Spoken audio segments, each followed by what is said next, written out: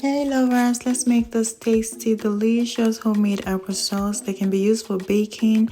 It can be eaten alone or be used as a side dish, as a dip for a snack. Now get your apples. I use 4 apples. Wash and peel, then cut into small pieces.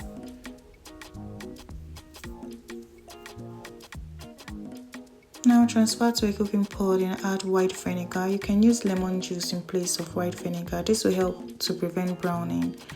Add cinnamon and salt, then a little bit of water. Boil this, allow it to cool. Then transfer to your blended jar. Now, if you don't want to blend it, you don't want it looking very smooth, you can use a masher. Now, after blending, this is what it looks like. Homemade applesauce. So easy and very simple. Transfer to a jar, an airtight container, and then keep in your refrigerator. This can last up to weeks in the refrigerator.